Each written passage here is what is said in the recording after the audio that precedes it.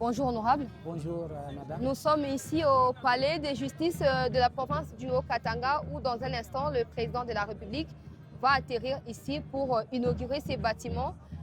Une petite question, mais on vous demandera de nous donner toutes les informations. Quelle est l'histoire qui est liée à ces nouveaux bâtiments? N'existait-il pas des bâtiments avant? Pourquoi le président a-t-il décidé et accepté de construire ces nouveaux bâtiments? Merci beaucoup. D'abord, pour répondre à votre question, ici dans le Haut-Katanga, le seul bâtiment que nous avons eu, c'était en 1930. 1930, avant l'indépendance? Le palais de la justice que vous voyez ici, l'ancien bâtiment qui est déjà vieux, je peux dire, c'est un bâtiment qui est déjà devenu un grand-père. C'est depuis 1930 qu'on a construit. Depuis 1930, on n'a jamais construit un nouveau bâtiment de la justice dans le Haut-Katanga. C'était quoi les motifs? Bon, pas pour les époques où vous et moi, on n'était pas, nous sommes tous jeunes. Moi, je peux dire que c'est la volonté politique. C'est la volonté politique. Il y a certains dirigeants qui se concentrent à se satisfaire. Il y a certains dirigeants aussi qui viennent pour satisfaire le peuple, accomplir la volonté parfaite de la population. Et c'est ce qui est tenté de faire son Excellence, Monsieur le Président de la République, Félix Antoine Tshisekedi Tshilombo. Ces bâtiments ont pris combien de temps pour être construits? Je crois pas plus de 2 ans. C'est 1 année et demie qu'on vient de construire ces bâtiments. Dans 2 ans, je crois. Presque 24 mois. Et aujourd'hui, voir ces bâtiments être érigés ici, vous en tant que député, honorable rapporteur adjoint de l'Assemblée provinciale du Haut-Katanga. Évidemment, rapporteur adjoint de l'Assemblée. Rapporteur adjoint, qu'est-ce que vous ressentez? Vous êtes né, vous n'avez jamais vu ce genre de bâtiments au nom de la justice. Aujourd'hui, Félix Tshisekedi l'implante tout simplement là. Qu'est-ce que vous ressentez en ces moments? Pour moi, j'ai les larmes aux yeux. En tant que d'abord Katangais, je suis un jeune leader katangais. Voir un président de la République qui n'est pas originaire du Grand Katanga réaliser beaucoup de projets dans ces temps. Je vais vous rappeler qu'on a été dirigé pendant 18 ans. Et pendant les 18 ans, le Katanga n'a jamais bénéficié des infrastructures qu'on est tenté de bénéficier aujourd'hui. Là, on ne se trompe pas, qu'on ne se cache pas. Il y a des gens qui parlent, mais qui ne savent pas, qui ne vivent pas dans le Katanga. Moi, je suis né ici, grandi ici. Je suis originaire du territoire de Kasenga. Moi, ma mère est le Bemba, mon père c'est Moulubakati de Manono. Donc je suis du Haut-Katanga et du Tanganyika. 100% Grand Katanga. 100% Katangais. Et pour moi, je suis en train de regretter souvent, voir, mais c'est aussi une grâce qu'on a eue, voir un homme d'État, un président de la République qui n'est pas originaire du Grand Katanga, mais qui a prêté... Je ne suis pas d'accord que vous puissiez insister sur l'origine, même si je comprends l'essence que vous voulez donner à votre... C'est un message de reconnaissance, vous voyez, et c'est un message d'interpeller la conscience de la jeunesse katangais, de soutenir cet homme qui est notre président de la République. Vous allez constater que depuis, dans ces temps, nous avons de grands chantiers dans notre espace Grand Katanga. On a appris qu'il y a également l'université. Il y a l'université qui va bientôt pousser. Nous avons inauguré il n'y a pas longtemps, l'année passée, je crois en 2025, notre assemblée, le nouveau assemblée provinciale du Katanga. Nous avons des routes. Aujourd'hui, le Grand Katanga est en train d'être désenclavé. Il fallait faire 1 mois, 2 mois pour aller à Olomami, pour atteindre Bukama. Pour aller à Manono, il fallait faire 2 semaines, 3 semaines.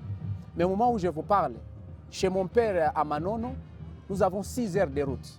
6 heures de route, alors qu'avant c'était 2 semaines? 2 semaines, 1 mois. Ça signifie que les travaux routiers, c'est fort. Il n'y avait pas, c'était enclavé. Le Haut-Katanga, peut-être les gens voyaient que Kolwezi et Kasumbalesa. Il n'y a que Kolwezi et Kasumbalesa que les gens voyaient que la province est urbanisée, la province est viable, la province a des infrastructures. Mais c'était de fausseté. Mais c'est aujourd'hui que nous commençons à constater des grands travaux, de grande envergure. Je vous donne un autre exemple. Chez nous, dans mon territoire de Kasenga, pendant 18 ans, depuis que je suis né, je n'ai pas eu les goudrons, je n'ai pas vu les goudrons. À part les goudrons de 2 km qui avaient laissé l'époque coloniale, les Belges. Mais c'est à l'époque de Fatih Béton que la commune rurale de Kasenga est urbanisée par les goudrons. Depuis le mandat passé, depuis l'année passée. C'est à l'avènement du président de la République qu'on est en train d'ériger le grand pont qui va relier la Zambie et la RDC du côté Kasenga. Et on va encore asphalter la route plus de 200 km. Vous voyez? Alors, quand moi je suis en tant que jeune Katangais, je suis en train de comparer les 18 ans depuis l'indépendance, d'autres années, du temps de Mobutu, du temps d'autres chefs d'État qui ont déjà passé, et voir l'exploitation qu'il y a eu, les avantages, en tout cas à l'extérieur, la richesse. On entend dire le Katanga est riche, le Lubumbashi va minérer. Évidemment, c'est ce que je suis en train de vous dire. Je suis quand même choquée de voir que malgré tout ça, il n'y avait rien en 18 ans. Mais visionner les temps, rentrer en 2018, en 2020, en 2015, en 2008, en 2006, en 1998, poser la question aux habitants de Bukama, aux habitants de Olomami, aux habitants de Manono pour atteindre le Lubumbashi, ils faisaient quoi? Aujourd'hui, il y a plusieurs provinces qui étaient enclavées. Mais aujourd'hui, je peux vous dire, il y a plusieurs provinces qui commencent à se relier par des goudrons. Comment on peut développer un pays, comment on peut croître même notre budget s'il y a la majorité de la population qui est enclavée. Donc pour moi, c'est une expression de reconnaissance et je suis engagé profondément d'accompagner notre président de la République, même sur la révision de la Constitution. Comment ça? Ici, c'est connu, hein, en tout cas une petite parenthèse, ici c'est connu que le Haut-Katanga, ils sont tous contre, c'est ce qu'on apprend là-bas. Mais ce sont des faussetés, parce que nous, on ne prêche pas nos populations. Le changement de la Constitution en vient avec des discours, avec des réalisations. Parce que moi, dans ma population, à Kasenga, c'est avec ce qu'on a vu le projet de 145 territoires. Nous avons bénéficié des écoles, nous avons bénéficié des centres de santé, nous avons les goudrons, nous avons un grand projet qui va rendre mon territoire viable, même une ville qui peut se transformer d'ici 20 ans. Kasenga sera peut-être une ville parce qu'avec les trafics frontaliers, ça sera comme Kasumbalesa. Pour moi, c'est dans 7 ans. Mais nous avons eu des chefs d'État qui ont dirigé pendant 32 ans, les chefs d'État qui ont dirigé pendant 18 ans, mais le Katanga était resté pauvre malgré sa richesse. Mais aujourd'hui, nos populations qui restent au fin fond, à l'intérieur de la province, ils commencent à se sentir aussi considérés. Peut-être donc c'est pour ça, vous êtes pour. Pour moi, vous irez battre campagne le moment venu. Il y a même les images, vous pouvez voir, moi je suis descendu dans mon territoire de Kasenga et je prêchais le changement de la Constitution et toute la population a dit oui parce que je prêchais les œuvres du Fatih Béton. Nous avons démontré noir sur blanc comment les chefs de l'État tentaient de se sacrifier pour voir la RDC rayonner. Aujourd'hui, si vous quittez Mwanda jusqu'à Kasumbalesa, il reste presque 800 km pour relier. Donc d'ici la fin de l'année prochaine, je peux quitter avec ma voiture pour aller à Kinshasa. Vous êtes content apparemment? Une fois dans l'histoire. Ça vous réjouit, on peut lire sur votre visage la joie immense qui vous traverse. Aujourd'hui, nous sommes en train de constater la démographie, donc la puissance en démographie dans des centres-villes qui se trouvent dans des frontières. Kinshasa, Lubumbashi, Bukavu, Goma. C'est parce que l'intérêt du pays était enclavé.